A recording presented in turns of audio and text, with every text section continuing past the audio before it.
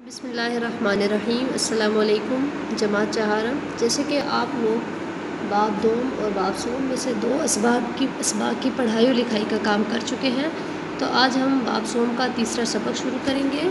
اس کے لیے آپ فہرست کھول لیں۔ سبق ہے اعلان نبوت اور صفحہ نمبر ہے 31۔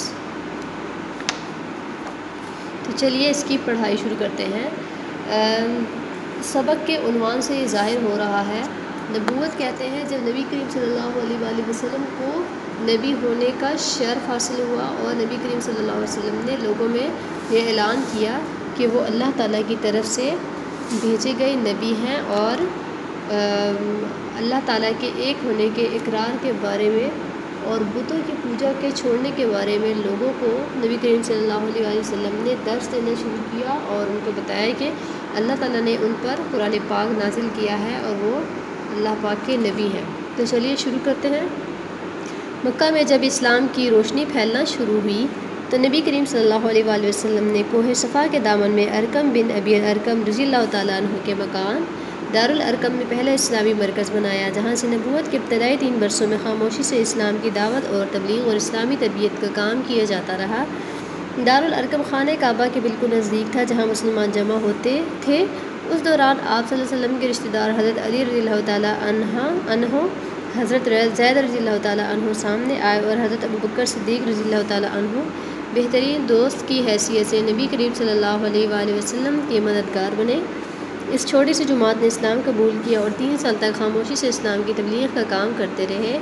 اس دوران جن لوگوں نے اسلام قبول کیا ان میں زیادہ تعداد مکہ میں بسنے والے غریبوں اور غلاموں کی تھی۔ یعنی جب نبی کریم صلی اللہ علیہ وآلہ وسلم نے اسلام کی دعوت و تبلیغ کا کام شروع کیا تو حضرت ابوبکر صدیق، حضرت علی رضی اللہ تعالیٰ عنہ اور حضرت زید بن حارثہ رضی اللہ تعالیٰ عنہ نے آپ کا ساتھ دیا۔ اس کے علاوہ جن لوگوں نے اسلام قبول کیا وہ زیادہ تر غلام اور غریب تھے، اور نبی کریم صلی اللہ علیہ وسلم نے دعوت و تبلیغ کا کام حضرت ارقم بن ابی الارقم کے مکان دارالارقم نے شروع کیا۔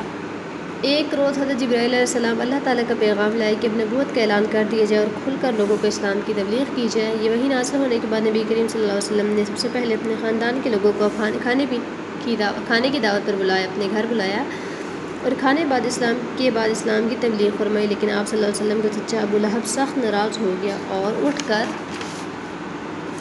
چلا گیا، اور اس کے پیچھے خاندان کے باقی لوگ بھی خاموشی سے چلے گئے۔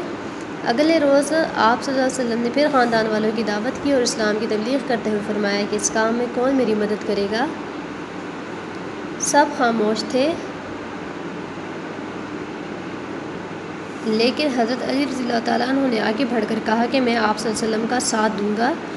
یہ سن کر باقی لوگ ہنستے ہوئے چلے گئے۔ ایک صبح آپ صلی اللہ علیہ وسلم کوہ صفا پر تشریف لے گئے۔ اس زمانے میں رواج تھا کہ جب کسی کو کوئی مسئلہ درپیش ہوتا یا کوئی اہم بات بتانی ہوتی تو وہ کوہ صفا سے اہل مکہ کو آواز دی جاتی تھی، لہٰذا اس رواج کے مطابق آپ صلی اللہ علیہ وسلم نے مکہ کے ایک قبیلے کے لوگوں کو آواز دے کر بلایا۔ تمام قبیلوں کے لوگ کوہ صفا کے دامن میں جمع ہو گئے تو آپ صلی اللہ علیہ وسلم نے فرمایا، اگر میں تم سے یہ کہوں کہ اس پہاڑ کے دامن میں زبردست لشکر حملہ کرنے کے لیے آنے والا ہے تو کیا تم مجھے سچا سمجھو گے؟ سب نے کہا، آج تک آپ نے نہ دیکھا اور نہ سنا کہ آپ صلی اللہ علیہ وسلم کی طرف سے غلط بات منسوب ہوئی ہو۔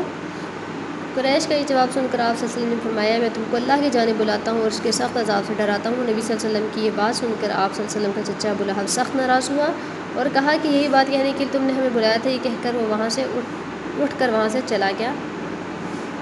یعنی نبی کریم صلی اللہ علیہ وسلم نے لوگوں کو اسلام کی جب دعوت کا کام اور اسلام کی تبلیغ کا کام شروع کیا، اور آپ صلی اللہ علیہ وسلم نے اس دور کے رواج کے مطابق کوہ صفا یعنی صفا کے پہاڑ پر کھڑے ہو کر مختلف قبیلوں کو آواز دی۔ مختلف قبیلوں کے لوگ جب آ کر کھڑے ہوئے اور آپ صلی اللہ علیہ وسلم نے ان سے پوچھا کہ اگر میں کہوں کہ پہاڑ کے دامن میں ایک لشکر حملہ کرنے کے لیے آنے والا تو کیا تم مان لو گے؟ تو انہوں نے سب نے اس بات کی تصدیق کی کہ ہم مان لیں گے کہ آپ صلی اللہ علیہ وسلم نے کبھی کوئی جھوٹی اور غلط بات نہیں کی۔ پھر جب آپ صلی اللہ علیہ وسلم نے انہیں اسلام کی دعوت دی اور اللہ کے ایک ہونے کا حکم دیا تو انہوں نے اس بات پر ناراضگی کا مظاہرہ کیا۔ نبی کریم حضرت محمد صلی اللہ علیہ وسلم کا اعلان نبوت قبیلے قریش کے لوگوں کو پسند نہ آیا۔ حضور صلی اللہ علیہ وسلم فرماتے تھے کہ اللہ کے ایک ہونے کا اقرار کرو، اسی کی عبادت کرو، جھوٹ نہ بولو، حلال کی کمائی کھاؤ، شراب اور جوا چھوڑ دو، دھوکے بے ایمانی سے دور رہو، عورتوں کی عزت کرو، قیامت کا دن آنا ہے اور دوبارہ زندہ ہونا ہے۔ مکہ کے کافر یہ سب ماننے کو تیار نہ تھے، بت پرستی چھوڑنے پر بالکل آمادہ نہ تھے، کہتے تھے کہ ہم کسی کہنے پر اپنے باپ دادا کا دین نہیں بدلیں گے۔ یعنی جب آپ صلی اللہ علیہ وسلم نے انہیں اسلام کی دعوت دی اور بتایا کہ اللہ تعالیٰ ایک ہے، وہ اللہ تعالیٰ کے رسول ہیں، اور جھوٹ نہ بولیں، حلال کمائی کھائیں، شراب اور جوئے سے دور رہیں، بت پرستی چھوڑیں، تو ان لوگوں نے آپ صلی اللہ علیہ وسلم کی مخالفت کرنی شروع کر دی اور کہہ دیا کہ ہم آپ کے کہنے پر اپنے باپ دادا کا یعنی اپنے آباء و اجداد کا دین نہیں بدلیں گے۔ اسٹوڈنٹس، آج کے لیے یہ اتنی پڑھائی ہے سبق کی، آپ نے اچھی طرح سے اس کو پڑھنا ہے اور سمجھ کر پڑھنا ہے۔ اگلے لیکچر میں ہم لوگ اس کی مشق کریں گے۔ اوکے اسٹوڈنٹس، اللہ حافظ۔